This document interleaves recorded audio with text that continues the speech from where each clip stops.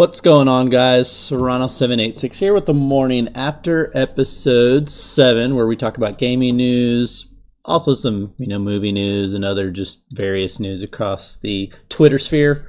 There's a couple things I want to start off with first because these were really good deals. So there was 3 deals going on. So the first thing, the Sega Genesis Mini is on sale, but they're normally $80. But if you go to Amazon, Best Buy, or GameStop, you can get them for $50. So that's $30 savings, which is a pretty good deal. I can't really think of any Genesis games. Maybe Sonic, but I was never really a big Sonic fan. I was a Nintendo guy. What can I say?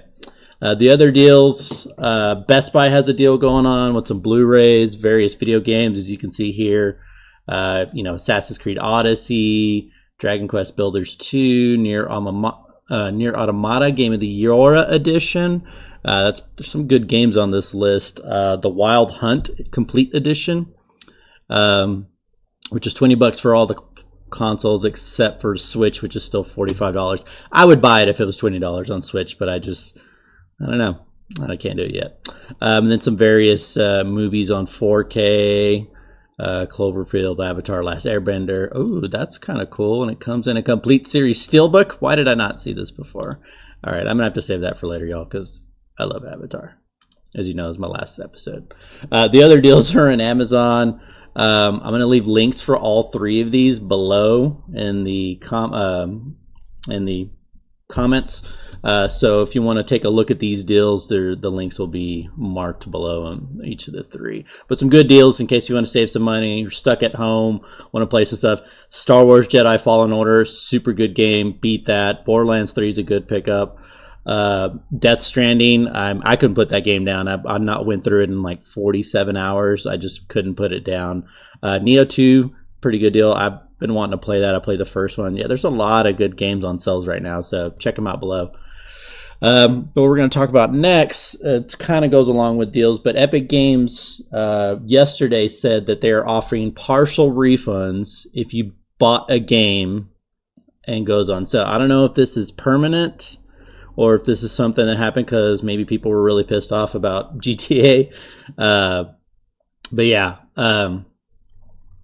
if you need a partial refund, you could probably look into it. I don't know.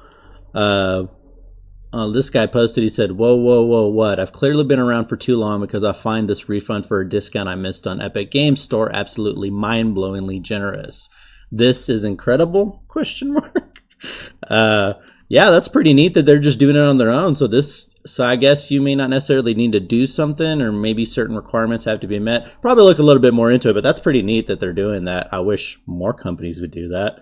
You'd be surprised how many games that I've bought on PSN and then all of a sudden, like, oh crap, it's on sale. Like, I think that happened with me with the Handsome Collection. I bought a hard copy of Handsome Collection, and then when it went on sale like a week or 2 later, I was pretty pissed. But what are you gonna do? It was a $10 difference, so it wasn't that big of a deal, but kind of cool that Epic Games is doing that. The next part, this is pretty cool. So I follow this Twitter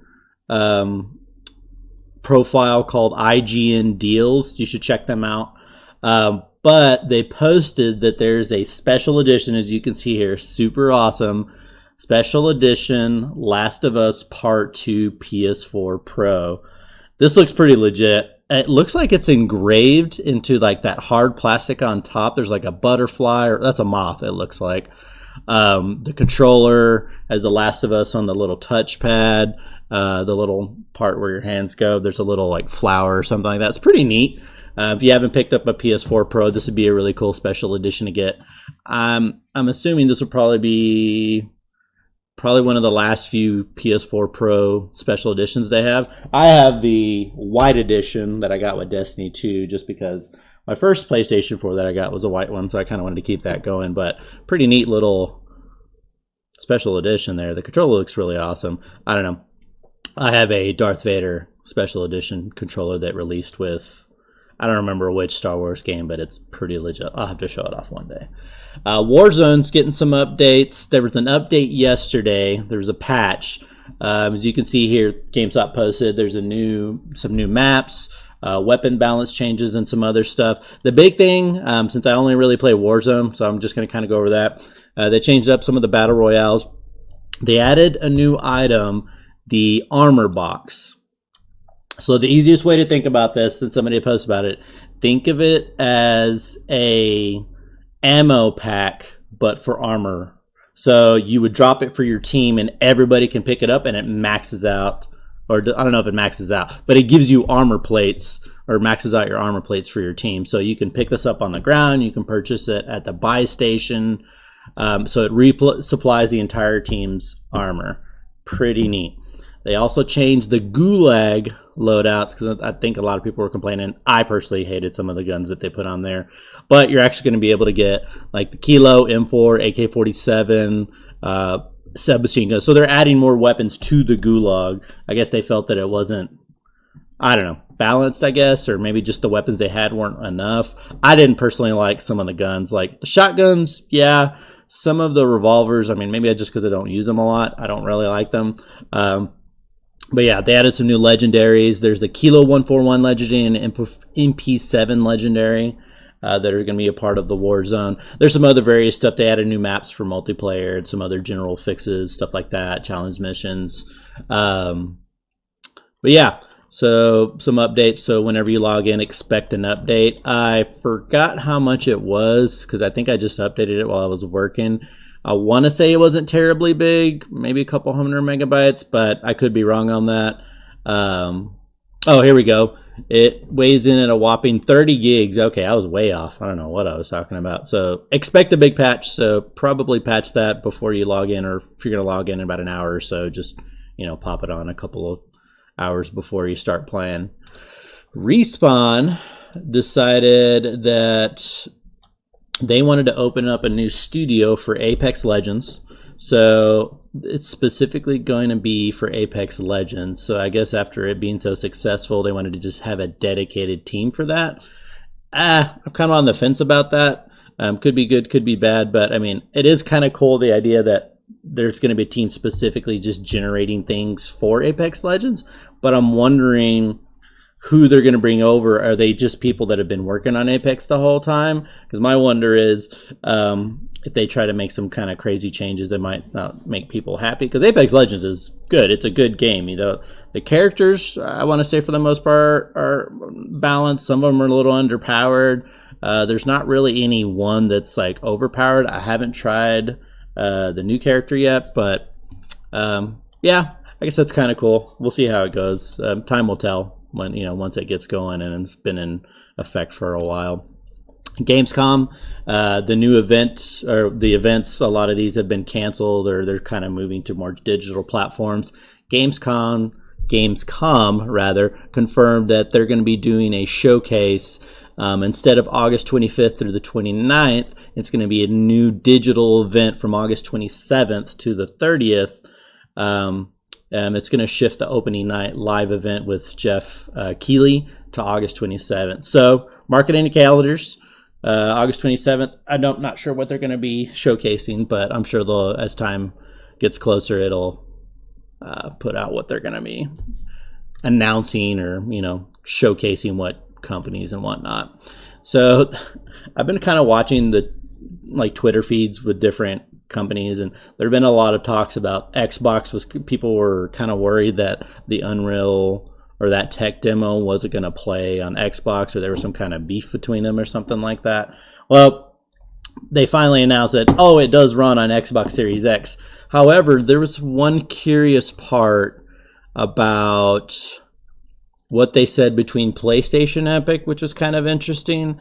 So it says, according to the studio head Tim Sweeney, that they have been working with Sony to produce the demo, and they had years of discussion between the two companies. So over the past few years, while I guess PS5 was in development, they've been working with Epic Games, or the Unreal Engine 5. Sorry, I should say the Unreal Engine 5. And I just thought it was really interesting that Xbox wasn't really a part of that, because before, Epic has been a really big Microsoft kind of company. I mean, they've obviously worked with all the other companies, but I just thought it was interesting that they had been talking with PlayStation, what it sounds like, more than Xbox. So I'm kind of curious if that's going to have any bearing on how that runs on each of the consoles. Because I would assume if you've had 2 to 3 years to work with a console, that you can really fine tune that and kind of make sure that the games run really well on that system. Whereas if it's not the same for the Xbox and maybe it's only been like a year, there's still a lot of a learning curve that they have to kind of work into. So I'm curious how that's going to play out. There's been a lot of talks of how the solid state disc is like brand new crazy stuff, like that's state of the art basically. That's a whole other discussion. But anyways, Xbox runs the Unreal Engine 5. GTA 5 Online. So I saw this posting, I started reading it. So basically, since GTA 5 went free, online has gotten crazy. As you can kind of see in the screenshot here, I'll blow it up a little bit. So hackers apparently have been coming in droves with this new wave of free people playing. People were talking about how, like you see in this picture, there's just tons of planes. Like modders will just spawn like all these planes and crash the server. There were some other hilarious pictures. Oh no, I closed it. Let me go back. But there were some other really hilarious pictures of like a giant robot. Let me see. Let me go down. Okay, yeah, see, so somebody spawned a giant robot in the game that had like F-16s for hands. The funniest one, and I think they took down the picture, was somebody apparently created missile dicks. So they apparently made everybody's junk look like giant missiles. It was really hilarious. I saw the pictures. It was kind of funny. I just kind of laughed about it. But yeah, so if you're playing GTA 5 or if you've been playing GTA 5, I'm sure you already know there's tons of hackers. So be aware of that. They're everywhere, apparently. So kind of funny, but I'm sure not funny if you're trying to play the game. I'm really curious to see how that's going to affect the community for people who, especially the role players, because I know that's a big part of the GTA 5 community are role players. So I'm really curious to see how that's going to affect those type of communities if they're bombarded with a bunch of hackers that affect, their gameplay. And the last thing I wanted to talk about was Batman. So I haven't been really keeping up with this, but this was just on my Twitter feed through GameSpot, but I kind of just perused. But apparently there's some news about it. Potential spoiler alerts, a few of the things that I'm about to go over. So if you don't want to know anything about what's coming up on the Batman, I would say probably not watch this last part. But I was reading some of the actors and actresses they were going to have in here. So obviously, if you haven't learned already, Robert Pattinson, who's probably more known for being Edward Cullen in the Twilight series. He's in a lot of other stuff. Personally, I know him as Edward. Was it Diggory? I forget his first. Cedric Diggory in Harry Potter. He was the kid who died in the Triwizard Tournament. Spoiler alert if you haven't seen that either. But Robert Pattinson is playing Batman. Colin Farrell is going to be playing Oswald Cobblepot, or the Penguin. Zoe Kravitz, Selena Kyle, or Catwoman. Paul Dano is going to be Edward Nygma, or the Riddler. Andy Serkis, I thought this was going to be interesting, is going to be playing Alfred. And then Jeffrey Wright is Commissioner Gordon. So some really big names, which give me hopes. I actually like Robert Pattinson. I think he's a good actor. I think he's just getting beef because he probably played in Twilight. That's probably why, I would assume. I enjoyed those movies too. I don't know what the big deal is. I think it's going to be a good movie. Mind you, I'm not overly critical when it comes to movies, but that's a pretty good lineup as far as people playing in the Batman. They also mentioned that this Batman is going to be more detective focused, which is kind of cool. So they're not going to be focusing, like, I guess, with the other trilogy, the most recent trilogy, there was a lot of, him using his gadgets, his Batmobile and all that, which they do have that. But they said it's going to be more detective focused, which is kind of cool because, Batman's a really good detective.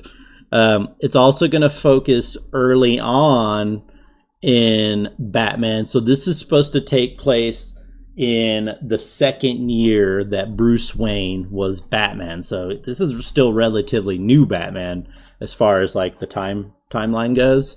So that should be pretty interesting. There's a new bat suit, as you can see here. That's Robert Pattinson in the new bat suit. It looks pretty cool. It's not overly done. It looks pretty, yeah. I'm satisfied with that, but we'll see. There's a new Batmobile that kind of looks like a tweaked out old school Charger, maybe a new school Charger. I don't know. Who knows? But it looks pretty neat. It looks more of like a muscle car. Let me zoom in on this picture. This is the new Batmobile. Yeah, it kind of looks like a souped up Charger. Pretty neat. The Riddler, I thought this was just kind of hilarious. They almost said that Jonah Hill was going to play the Riddler, which I was talking with my girlfriend about it, and you know, I'm kind of glad that it probably wasn't Jonah Hill, because I felt it would have been tried more of a comedic Riddler, which, don't get me wrong, Riddler did have his semi-funny parts, but he's supposed to be like this highly intelligent, crazy person, essentially, who makes all these crazy like games for Batman, and Batman has, you know, high intelligence too. He does not necessarily have any superpowers, but he's just super intelligent. That Pattinson also said that this Batman is going to be more emotional. Obviously, Ben Affleck isn't coming back. The big thing also, and Andy Serkis said this in an interview about Alfred and Bruce, that this relationship is going to be key in this movie. That it's going to be, I guess, what really helps mold Batman, I guess, from the sounds of it. Like what it even says right here, the connection will be a foundational part of the film. So, if you didn't know, Alfred was always a really big... he helped out Batman a lot of varying different things. And plus, he was just kind of funny, and especially in the cartoons and all the other stuff. But yeah, he was a really big help. That's all the gaming news I have for, you know, today. Or should I say for this yesterday's news. If you like this video, you know, please follow. If you're watching this on YouTube, same thing, subscribe, follow. The links are down below with the deals from Amazon, Best Buy, and if you want to pick up the Sega Genesis, just check them out below. I will see you guys tomorrow. Who am I? Tomorrow morning for the morning after. And yeah, I'll see you guys later.